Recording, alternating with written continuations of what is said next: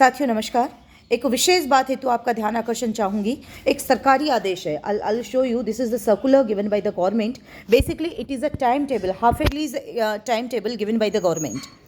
और किस प्रकार से इस सर्कुलर के माध्यम से दोहरी नीति का, सरकार के दोहरे चरित्र का पर्दाफाश होता है यहाँ पर कि स्वयं के लिए उन्होंने अलग पॉलिसीज़ बना रखी है। भाई बिना पैसे के एक भी हम आपको किसी भी प्रकार से कंसिडर नहीं करेंगे। और दूसरी तरफ प्राइवेट स्कूलों के लिए सारे बाध्यताएं, सारे नियम, सारे कानून हमारे लिए हैं। देखिए इसमें बिंदु नंबर 4 में ये सर्कुलर मैं आपको साथ में भेज रही हूँ ताकि आप थॉरोली इसको पढ़ सके और कितनी दोहरा चरित्र सरकार का है वो आपके सबके सामने आ सके। बिंदु नंबर 4 में ये जो हाफ ईयरली एग्जामिनेशन, ये जो शेड्यूल दिया है, इसके बिंदु नंबर 4 में ये लिखते हैं कि प्रश्न पत्र वितरण के दिन ही शुल्क नगद जमा किया जाएगा। बैंक, चेक, ड्राफ्ट या अन्य डिजिटल माध्यम से भुगतान मान्य नहीं होगा।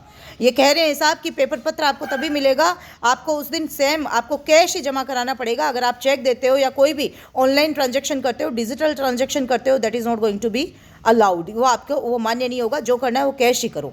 अब इससे भी बड़ी बात आप ये देखिएगा, बिंदु नंबर इन्होंने 8, 9 और 10 में क्या लिख रखा है। 8 में ये लिखते हैं कि निजी मान्यता प्राप्त शिक्षण संस्थाओं के प्रश्न पत्र निकटीय राजकीय विद्यालय में रखे जाएंगे और 1 घंटा पूर्व संबंधित राजकीय विद्यालयों से प्रश्न पत्र प्राप्त करके परीक्षा का आयोजन किया जाएगा। क्यों भाई? अगर आपको रखना है तो सरकारी और प्राइवेट समान है, बल्कि प्राइवेट स्कूलों में आपसे ज़्यादा सिक्योरिटी होती है। वहाँ पे सर्विलांस भी, वहाँ पे कैमरा सिस्टम भी होता है, सिक्योरिटी हर प्रकार से आपसे ज़्यादा बेहतर सिक्योरिटी है। तो ऐसा क्या है जो सरकारी स्कूलों में पेपर रखवा रहे हैं? अगर आपको वास्तव में सिक्योरिटी की परवाह है तो you should keep the papers in the banks, in the lockers, जैसे अन्य एग्जामिनेशन में होता है, चाहे वो नीट का हो, चाहे वो अन्य कोई भी कॉम्पिटिटिव एग्जामिनेशन में होता है। तो ये भेदभाव किस प्रकार से है। इसके बाद में आप आ जाइए और भी सुपर, ये क्या लिखते हैं, स्काउट एवं गाइड का शुल्क जिन विद्यालयों का बकाया है वे शुल्क जमा करवाकर ही प्रश्न पत्र प्राप्त कर सकेंगे। स्काउट व गाइड का शुल्क जो हुआ ही नहीं है, बेसिकली प्रैक्टिकली आपने करवाया ही नहीं है, लेकिन आप स्कूल वाले को बाध्य कर रहे हो कि वो पैसा जमा कराओ अन्यथा पेपर नहीं देंगे। 10वें में ये लिखते हैं कि खेल कूद शुल्क जिन विद्यालयों का बकाया है वे शुल्क जमा करवाकर ही प्रश्न पत्र प्राप्त करें। अब आप देखिएगा ये खेल का भी हुआ ही नहीं है। प्रैक्टिकल कौन से गेम्स हुए हैं, कौन सा स्काउट और कौन सा गाइड का कैंप लगे हैं, फिर भी ये क्या कह रहे हैं कि ये भैया शुल्क जमा करवाना, उसके बाद ही आपको पेपर मिलेगा। तो पेपर बच्चे का कौन रोक रहा है? आप बताएं। जिन बच्चे ने फीस जमा ही नहीं करवाई, स्कूल संचालक फीस कहाँ से देगा? और अगर ये रोकते पेपर हैं, अर्थात सरकार की पॉलिसीज में पेपर रोकने का प्रावधान है, तो how they can stop us, how they can deny us कि नहीं, आप नहीं रोक सकते हो।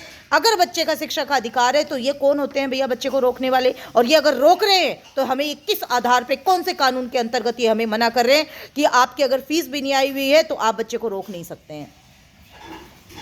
मैं आप सभी से ये कहना चाहूंगी कि अपनी आवाज़ उठाना सीखिए और बोलिए। अगर गलत है वहाँ पर बोलिए। You have to speak up और बताएं कि अगर जो नियम हम पर लागू होते हैं वो नियम आप पर भी लागू होते हैं। अगर आपने पैसा जमा नहीं करवाया तो सरकार बाकायदा आपके पेपर रोक सकती है, लेकिन उसके जस्ट अपोजिट आप उस बच्चे का पेपर या उसको बच्चे को स्कूल आने से या ऑनलाइन एग्जामिनेशन या ऑनलाइन स्टडी से उसको रोक नहीं सकते हैं। तो किस प्रकार का दोहरा चरित्र सरकार का हमारे सामने आ रहा है, किस प्रकार की पॉलिसीज, डबल पॉलिसीज सरकार की हमारे सामने आ रही है। तो इसका तत्काल प्रभाव से ये जो मैं वीडियो बना रही हूँ, मैं चाहती हूँ कि सरकार तक भी जाए, उन शिक्षा विभाग तक भी जाए, माननीय शिक्षा मंत्री महोदय तक भी जाए कि देखिए साहब आप किस प्रकार से दोहरे चरित्र से स्कूलों के साथ में व्यवहार कर रहे हैं। आपके डिपार्टमेंट में कुछ और चल रहा है और जब नियम हमारी ऊपर बात आती है तो आप नियम ही पलट देते हैं।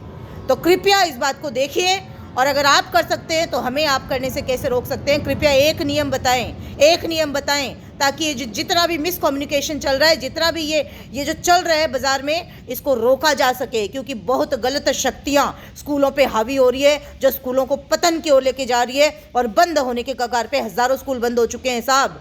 आपका सर्वे कहता है, भास्कर में प्रकाशित हुआ था, 8 से 10 हज़ार स्कूलें बंद हो चुकी हैं और इतनी लाइन में लगी हुई है। अतः प्लीज देखिएगा and do work on your policies. आप कृपया गंभीरतापूर्वक अपनी पॉलिसीज पे वर्क कीजिएगा ताकि शिक्षा के स्तर को सुधारा जा सके और शिक्षा के मंदिरों को बचाया जा सके। इन गलत पॉलिसीज का तो हम भरसक विरोध करेंगे, खुलकर करेंगे और जरूरत पड़ी तो सड़कों पर आके भी विरोध करेंगे कि policies should be same, it should be implemented same for you as well as private sector also. धन्यवाद। Thank you so much.